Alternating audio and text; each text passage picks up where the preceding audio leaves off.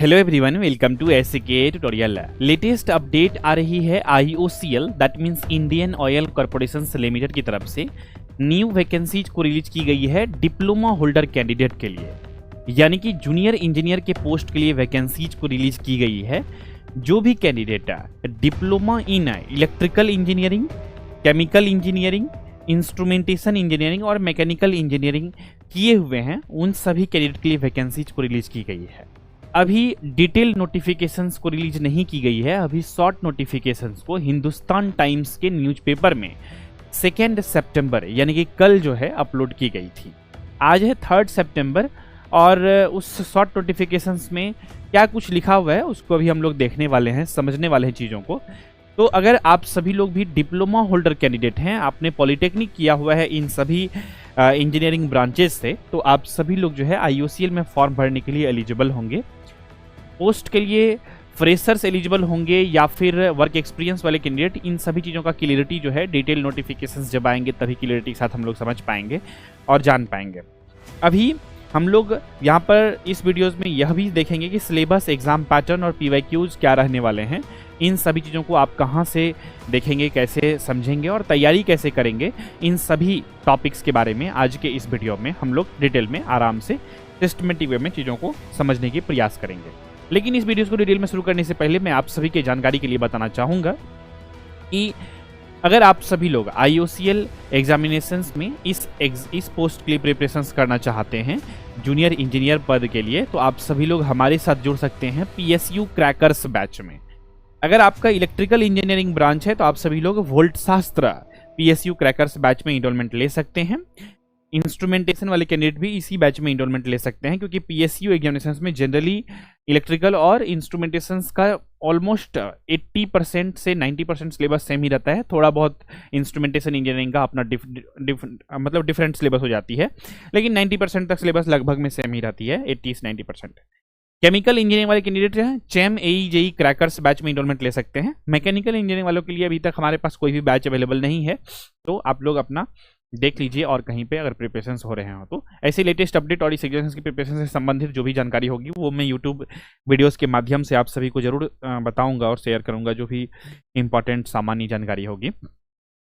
तो बैच में जुड़ने के लिए सिंपल में आपको गूगल प्ले स्टोर से SK ट्यूटोरियल ऐप को अपने फ़ोन में डाउनलोड करना है और ऐप में लॉगिन करके बैच में इनरोलमेंट ले सकते हैं। बैच से संबंधित अधिक जानकारी के लिए आप सभी लोग हमारे एडमिशन हेल्पलाइन नंबर पर कॉल करके जानकारी ले सकते हैं। अब हम लोग देखते हैं यहाँ पे जो ऑफिशियल एडवर्टाइजमेंट को रिलीज की गई है, इसके PDF को देखते हैं और इसको हम लोग समझने की प्रयास करते हैं। तो आप सभी लोगों के सामने स्क्रीन के ऊपर आ गया है, ये एक न्यूज़पेपर है और इसमें क्लियरली लिखा हुआ है fuel your future with Indian oil, recruitment of diploma engineers. यहाँ पर जो रिक्रूटमेंट आई हुई है ये डिप्लोमा इंजीनियर्स कैंडिडेट के लिए वैकेंसीज को रिलीज की गई है।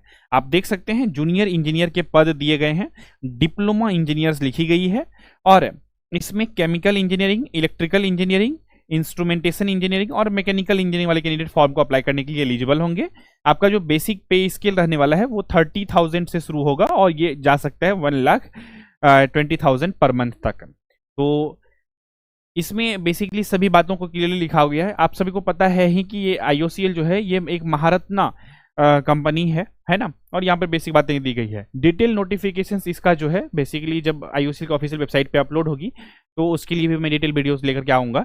और यहाँ पर लिखा हुआ है ऑनलाइन एप्लीकेशंस ओपन 3 सितंबर को, तो आज ही है 3 सितंबर और हमने IOCL के ऑफिशियल वेबसाइट पे अभी विजिट जस्ट किया था, तो अभी ऐसा कुछ अपडेट नहीं है, अपलोड नहीं की गई है वहाँ पे। तो यहाँ पर टेंटेटिव लिखा हुआ है, इस वजह से मैं मान के चल रहा हूँ आज शाम तक में अपलोड होगी, नहीं तो 1-2 दिन बाद हम लोगों को देखने को मिल सकता है, क्योंकि टेंटेटिव यहाँ सब लिखा हुआ है, तो अभी तक नहीं है, तो थोड़ा देर वेट कर सकते हैं।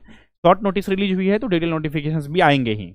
इसका तो लास्ट डेट जो है अप्लाई करने का वो 24 सितंबर रखी गई है, ये भी टेंटेटिव है, तो लेट से आएंगे तो लेट तक रहेंगे, ठीक है। और यहाँ पे बेसिक इंफॉर्मेशन है, तो इन सभी चीज़ों को आप सभी लोग जो है देख सकते हैं। एडवर्टाइजमेंट नंबर यहाँ पर दिया गया है। तो सभी डिप्लोमा होल्डर कैंडिडेट से मेरा यही रिक्वेस्ट होगा कि अगर आपने डिप्लोमा कर लिया है, ठीक है, अगर आपके पास अगर वर्क एक्सपीरियंस है तो आप निश्चिंत रहिए कि आप एलिजिबल तो रहेंगे ही। वर्क एक्सपीरियंस के बारे में इसलिए मैं बोलता हूँ क्योंकि IOCL में जो जूनियर इंजीनियर असिस्टेंट पोस्ट के लिए वैकेंसी जाती है सभी पोस्ट फ्रेशर्स कैंडिडेट के लिए नहीं होते हैं। यहाँ पर अप्रेंटिसशिप क्या होना चाहिए या फिर 1 ईयर का एटलीस्ट वर्क एक्सपीरियंस होना चाहिए, इस तरह के वैकेंसीज आते हैं। अच्छा, फ्रेशर्स कैंडिडेट के लिए भी आते हैं, ऐसा नहीं है कि नहीं आते हैं, लेकिन इस बार आएंगे कि नहीं आएंगे वो डिटेल नोटिफिकेशंस आएगी तो उसी में बहुत हम लोग क्लियरिटी के साथ चीज़ों को समझ पाएंगे। क्या यहाँ पर डिप्लोमा इन केमिकल इंजीनियरिंग जो है इसमें बीएससी केमिस्ट्री वाले कैंडिडेट एलिजिबल होंगे? तो जनरली जो जूनियर इंजीनियर असिस्टेंट पोस्ट के लिए आती है, प्रोडक्शन पोस्ट करके जब आती है वैकेंसीज, उसमें केमिकल इंजीनियरिंग और बीएससी वाले कैंडिडेट फॉर्म को अप्लाई करने के लिए एलिजिबल होते हैं। अब यहाँ पर जो है जूनियर इंजीनियर्स पद के लिए है ये वैकेंसीज, तो देखते हैं डिटेल नोटिफिकेशन आएगी तो उसमें हम लोग बेहतर ढंग से समझ पाएंगे विथ ऑथेंटिक इन्फॉर्मेशन है। तो अभी ये एक शॉर्ट नोटिफिकेशन को रिलीज की गई है। उम्मीद करते हैं इन सभी चीज़ों को आप लोग समझ गए होंगे, किसी भी प्रकार का डाउट, क्वेश्चन, कन्फ्यूजन नहीं रहा होगा। तो फ्रेशर्स तो एलिजिबल होने के चांसेस कम है। हाँ, जो अभी फाइनल ईयर में है, इस साल जिसका फाइनल हो गया है डिप्लोमा, वो शायद एलिजिबल होंगे अगर डेट उसका रिजल्ट जो है नोटिफिकेशंस में रहेगा। सितंबर के लास्ट कुछ डेट बेंचमार्क हो सकता है, वो लोग लिखेंगे एडवर्टाइजमेंट में, तो उस डेट तक में रिजल्ट अगर आ जाता है तो वो एलिजिबल होंगे। अदरवाइज पिछले साल जो पास आउट हुए हैं, डिप्लोमा कंप्लीट किए हुए हैं, वो लोग एलिजिबल होंगे, या नहीं तो वर्क एक्सपीरियंस अगर मांगी गई तब तो अलग बात है।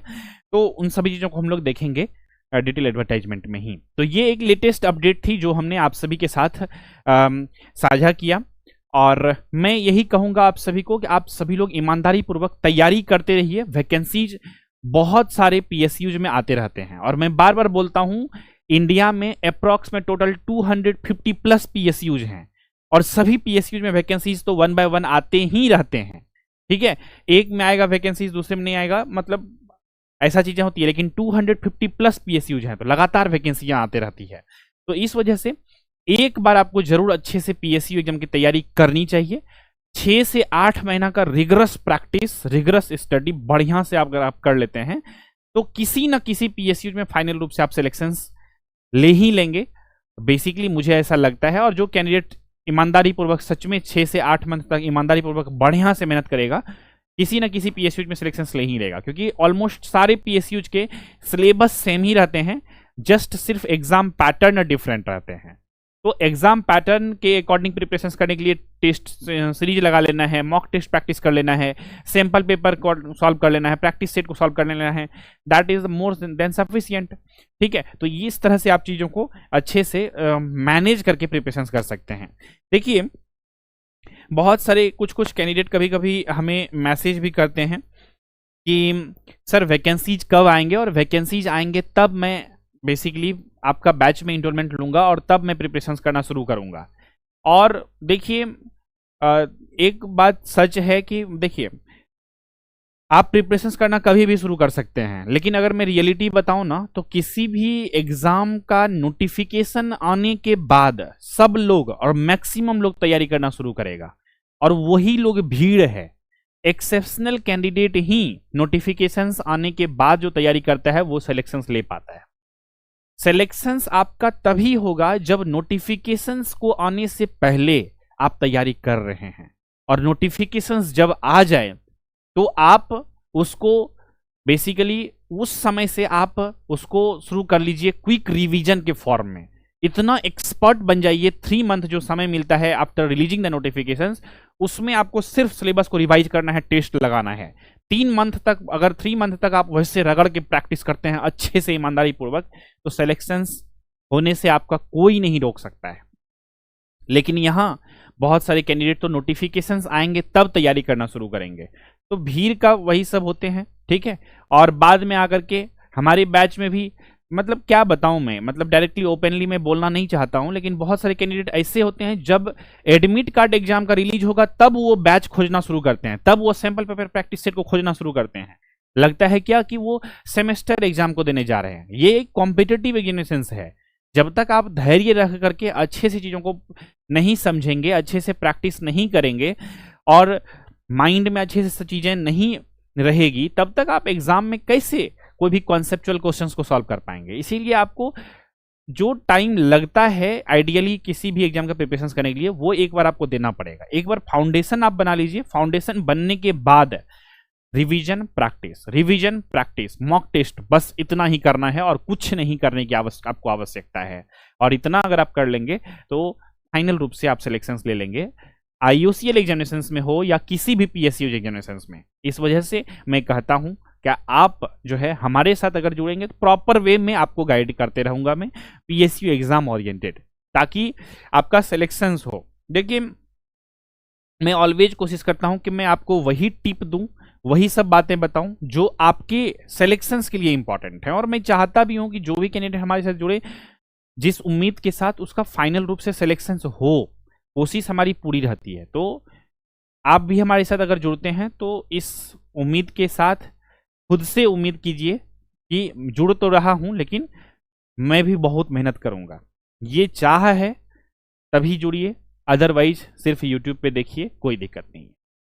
क्योंकि हमें बहुत सीरियस कैंडिडेट चाहिए जिन्हें सिलेक्शंस चाहिए, हमें भीड़ नहीं चाहिए।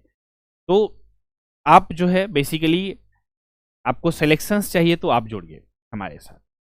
उम्मीद करते हैं ये सब बेसिक बातों को आप लोग समझ गए होंगे, किसी भी प्रकार का डाउट क्वेश्चन कंफ्यूजन नहीं रहा होगा। तो इसी विचार के साथ रखते हैं आज के इस एपिसोड में, बस इतना ही। मिलेंगे बहुत जल्द ही आप सभी से अगले एपिसोड में, तब तक के लिए नमस्कार, जय हिंद, वंदे मातरम।